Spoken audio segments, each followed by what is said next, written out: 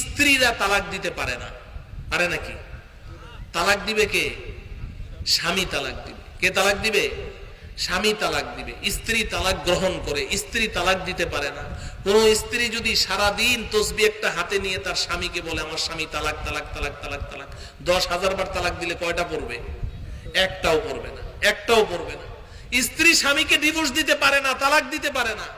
কিন্তু বড় আশ্চর্যের ব্যাপার হলো আমাদের দেশে এখন স্বামীর তুলনায় স্ত্রীরা বেশি তালাক দিচ্ছে। হায় হায় হায়, লা হাওলা ওয়ালা কুওয়াতা ইল্লা বিল্লাহ। এটা ঢাকা উত্তর সিটি কর্পোরেশনের রিপোর্ট বলছি আমি আপনাদেরকে, আমার কাছে সব লিখিত আছে। এখন বলেন, একজন স্ত্রী তার স্বামীকে তালাক দিল, তালাক হয়েছে? হ্যাঁ, মনে করেন রহিমা, তার স্বামীর নাম খালেদ, রহিমা খালেদকে তালাক দিল, তালাক হয়েছে? হ্যাঁ, আচ্ছা, তালাক যেহেতু হয়নি তাহলে রহিমা তো খালেদের স্ত্রী রয়ে গেল, ঠিক কিনা? আচ্ছা, একজনের স্ত্রী থাকা অবস্থায় আরেকজনের সাথে বিবাহ বসা যায়? যায় নাকি? বিবাহ বসা যায়? তাইলে আমাদের দেশে যেই মেয়েগুলো তাদের স্বামীদেরকে ডিভোর্স দিচ্ছে, বিভিন্ন কারণে দেয়, আমি স্বীকার করলাম অনেক সময় স্বামী তার স্ত্রীর উপর নির্যাতন করে, কিন্তু এটার তুলনায় আমি যতটুকু আমার নিজের অ্যানালাইসিসে আমি বলছি 85% মেয়েরা অন্য ছেলে পছন্দ হওয়ার কারণে স্বামীকে ছেড়ে দেয়। এটা আমি আমার কাছে যতগুলো রিপোর্ট আছে, ওই যে চাকরি করে আরেক ছেলেকে পছন্দ হয়ে গেছে। এখন এই মেয়েটা যে তার স্বামীকে তালাক দিল, তালাক হয়েছে? আচ্ছা, যখন তালাক হয় নাই তো আরেকজনের স্ত্রী থাকা অবস্থায় সে কি আরেকখানে বিবাহ বসতে পারবে? তো সে তো এই তার স্বামীকে ডিভোর্স দিয়ে সে চলে গেল আরেক ছেলের হাত ধরে, গিয়ে যে বিবাহ করলো, বিবাহটা হয়েছে?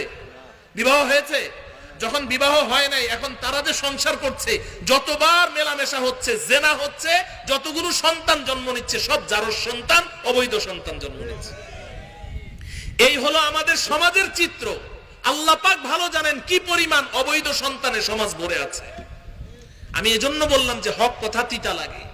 এখন এই থানা থেকে কয়েকদিন পরে পরে ওসি সাহেব চিঠি পাঠায়, হুজুর মাদকের বিরুদ্ধে বলেন, হুজুর জুয়ার বিরুদ্ধে বলেন, হুজুর ধর্ষণের বিরুদ্ধে কথা বলেন, সন্ত্রাসের বিরুদ্ধে বলেন, ইত্যাদি ইত্যাদি। তো এখন এগুলো এইভাবে যদি মসজিদের মিম্বারে বসে মাহফিলে যত ওয়াজ হোক, কিন্তু আপনি গাছের গোড়া কেটে দিয়ে জন্মই যদি ঠিক না থাকে, আপনি উপরে পানি ঢাললে ওই গাছ বাঁচবে? বাঁচবে নাকি? তাইলে আমাদের সমাজ থেকে এগুলো আগে দূর করতে হবে। মেয়েরা স্বামীকে তালাক দিতে পারে না, আর 3 তালাক দেওয়ার পরে ওই মেয়েকে নিয়ে ঘর করতে, এই কথাগুলো মনে রাখবেন। হ্যাঁ, আপনি এখন বলতে পারেন যে হুজুর আমাদের বাংলাদেশের রাষ্ট্রীয় আইন আছে যে মেয়েরা স্বামীদেরকে ডিভোর্স দেয়। না, ডিভোর্স দেয় না। রাষ্ট্রীয় আইন যেটা আছে ওটা শরীয়ত অনুযায়ী আছে। আপনারা বুঝতে ভুল করছেন।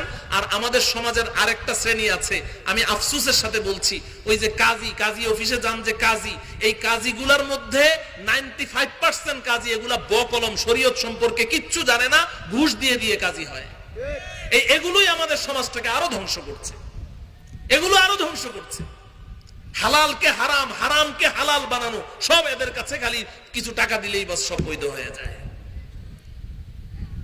একজন স্ত্রী তার স্বামীকে তালাক দিতে পারবে না, তবে যদি স্বামী তার স্ত্রীকে কোন সময় তালাক গ্রহণের অধিকার হস্তান্তর করে, যদি স্বামী তার স্ত্রীকে বলে, ভালো করে বুঝে রাখেন, স্বামী যদি তার স্ত্রীকে বলে যে যদি কোনো সময় তোমার সাথে আমার অমিল হয়ে যায়, কোনোভাবেই মিল না হয়, কিংবা আমি তোমার অধিকার যদি ঠিকমতো না দেই, খোরপোশ না দেই, তোমার উপর নির্যাতন করি, তাহলে তুমি চাইলে আমার পক্ষ থেকে তালাক গ্রহণ করতে পারো। তালাক কি করতে পারো? কথা বলেন, তালাক, সবাই বলেন, তালাক গ্রহণ করতে পারো, তালাক দিতে পারো না। স্ত্রী কিয়ামত পর্যন্ত তালাক দিতে পারবে না, গ্রহণ করতে পারবে। স্বামী যদি এই অধিকার হস্তান্তর করে যে তুমি চাইলে কখনো আমার পক্ষ থেকে তালাক গ্রহণ করতে পারবে, এই অধিকার আমি তোমাকে দিয়ে দিলাম। স্বামী যদি এই অধিকার স্ত্রীকে দেয়, এই অধিকারের বলে কোনো সময় যদি পরবর্তীতে স্ত্রী তার স্বামীকে বলে যে তুমি যে আমাকে যেই তালাক গ্রহণের অধিকার দিয়েছিলে, ওই অধিকারের বলে আমি তোমার পক্ষ থেকে তালাক গ্রহণ করলাম, তবেই তালাক হবে। স্ত্রী তালাক গ্রহণ করতে পারে, তালাক দিতে পারে না। এবং আমাদের আদালতে ওইভাবেই আছে আইন, স্ত্রী তালাক দিতে পারে না। কিন্তু এটা এখন আমাদের লোকাল এলাকার মধ্যে এমন হয় যে স্ত্রী নোটিশ পাঠিয়ে দেয়, চেয়ারম্যান নোটিশ, উকিল নোটিশ, এই নোটিশ, বাস নোটিশ পাঠিয়ে দিলে বলে তালাক হয়ে যায়। পাইলা কোথায় এগুলো? আইন বানানোর ক্ষমতা কি আল্লাহ তোমাদেরকে দিয়েছে নাকি? আল্লাহ পাক আমাদেরকে বুঝার তৌফিক দান করুন। মুহতারাম ভাইও, তো বলছিলাম যে এই বৈবাহিক সম্পর্কটা আল্লাহ পাক আমাদেরকে নিয়ামত হিসেবে দিয়েছেন। এই নিয়ামতকে কদর করেন, চোখের হেফাজত করেন, চোখের হেফাজত করেন।